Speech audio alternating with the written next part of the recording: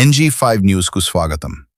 తిరుపతి జిల్లా సూళ్లూరుపేట శ్రీ గంగా పార్వతీ సమేత నాగేశ్వరస్వామి దేవస్థానం నందు ఈశ్వరునికి ప్రీతికరమైన రోజు సోమవారం సందర్భంగా ఆలయంలో అభిషేకాలు, పూజలు నిర్వహించి ఆలయానికి విచ్చేసిన భక్తులకు హారతులు అందజేశారు.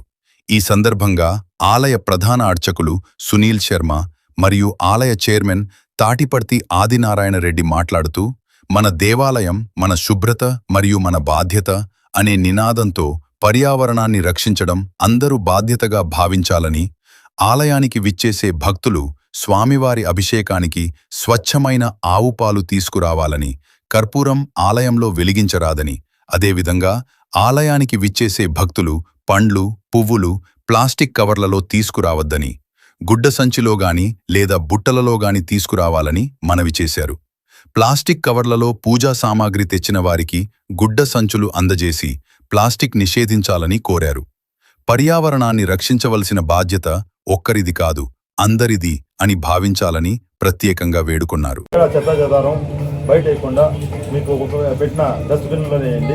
పర్యావరణాన్ని ప్లాస్టిక్ కవర్లు తేకూడదు. గుడిదేవుకి ప్లాస్టిక్ కవర్ లేకుండా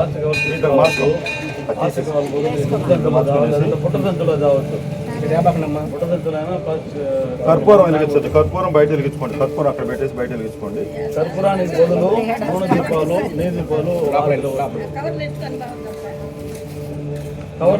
స్వామి ప్లాస్టిక్ కవర్లో వద్దు స్వామి, మీరు చేతిలో పట్టుకొని వెళ్ళిపోండి.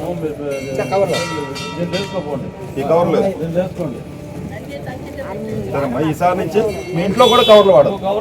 మీ ఇంట్లో కూడా ప్లాస్టిక్ కవర్లు వాడదు. సరేనా?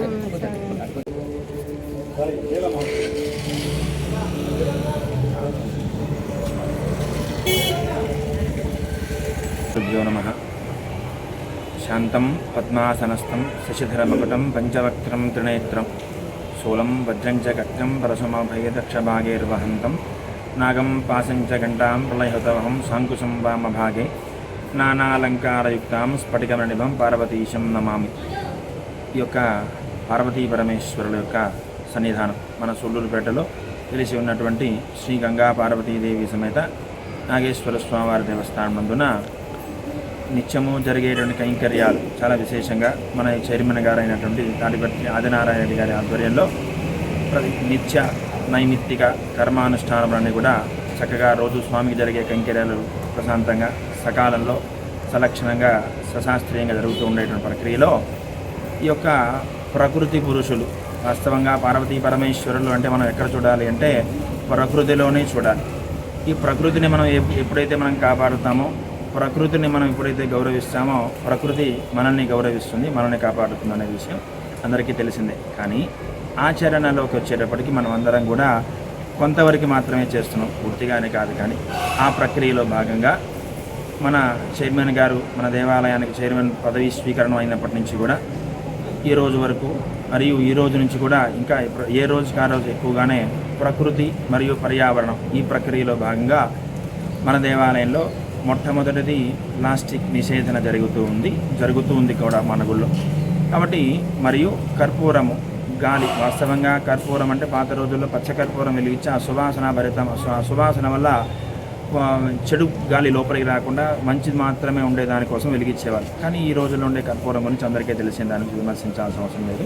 కాబట్టి ఈ కర్పూరము, ఈ కవర్లు, ఈ వేస్ట్ అంతా కూడా మన గుళ్ళోకి తీసుకురాకుండా గట్టిగా ఖండించాలనే ప్రక్రియలో సార్ చైర్మన్ అయినప్పటి నుంచి కూడా ఈ రోజు వరకు మరియు రాబోయే రోజుల్లో కూడా ఈ కవర్లు మరియు కర్పూరము వీటన్నిటి దూరం చేసి ముఖ్యంగా స్వామికి చేసేటువంటి అభిషేకం మరియు పాలు, ఈ పాలల్లో మన పిల్లలకి ప్యాకెట్ పాలు తాపం. మన పిల్లలకి మాత్రం స్వచ్ఛమైనటువంటి గేదె పాలు మాత్రమే మనం తాపుతాం. కానీ భగవంతుడి దగ్గరికి వచ్చేటప్పటికి మనం ఏం చేస్తామంటే ప్యాకెట్ పాలు తెచ్చేసి ఇస్తూ ఉంటాం.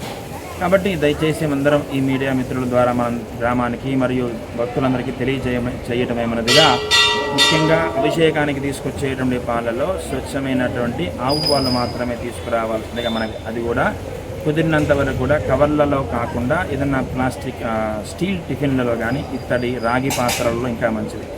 మనం ఈ రోజుల్లో గమనించినట్లుగా లోహము రాగి ముందు రోజు రాత్రి రాగి పాత్రలో నీళ్లు పోసుకుని ఉదయాన్నే మనం తాగుతున్నాం. అదేవిధంగా స్వామి కూడా ఆరోగ్యంగా ఉండాలి. వాస్తవంగా స్వామిని మనం ఎంతైతే ఆరోగ్యంగా, స్వామిని ఎంతైతే మనం ఆనందంగా, స్వామిని ఎంతైతే మనం ఉత్సాహంగా ఉంచుతామో ఆ భగవంతుడు మనల్ని దానికి 100 రెట్లు ఎక్కువగా మనం ఉత్సాహంగా ఉంచుతారు. కాబట్టి స్వామికి ఇచ్చేటువంటి పాల విషయాలలో ప్లాస్టిక్లో కాకుండా స్వచ్ఛమైనటువంటి ఆవు పాలు టిఫిన్లలో మాత్రమే తీసుకురావాల్సిందిగా మనవి.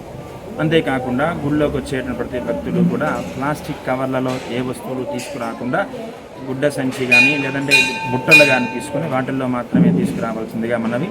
మరియు కర్పూరం విషయంలో ఎక్కువ శాతం మనం కర్పూరం అనేది తీసుకురాకుండా ఉంటే మంచిది. ఒకవేళ తీసుకొచ్చినట్లయితే ఆలయం బయట ఒక ట్రే అరేంజ్ చేశారు, దాంట్లో మాత్రమే కూడా మితంగా వేసుకున్నది కూడా శాస్త్రానికి అట్లా వేసుకొని స్వామి కృపకు పాత్ర కాగలరని మనవి.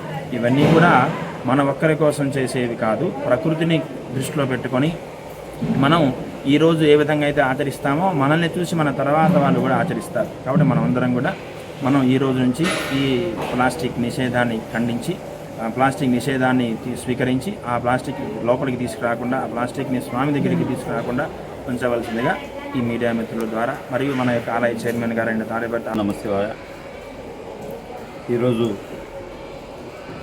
స్థానిక నాగేశ్వర స్వామి దేవస్థానం నందు నేను చైర్మన్ పదవి స్వీకరించిన మొదలు ఎక్కువగా బడి గుడి ద్వారా ఒక మార్పు తీసుకురావాలా, పర్యావరణాన్ని పరిరక్షించాలా. దేవాలయాలంటే ఆధ్యాత్మిక క్షేత్రాలే కాదు, ఒక విజ్ఞానాన్ని ప్రసాదించేటివిగా, ఒక లోకజ్ఞానాన్ని ప్రసాదించేటివిగా, తద్వారా ప్రకృతిని కాపాడుకుంటూ సమాజాన్ని కాపాడుకుంటూ మంచి సత్సంగం ద్వారా సమాజం మంచి ఆరోగ్యకరమైన సమాజాన్ని నిర్మించే కేంద్రాలుగా దేవాలయాలు ఉంటాయి.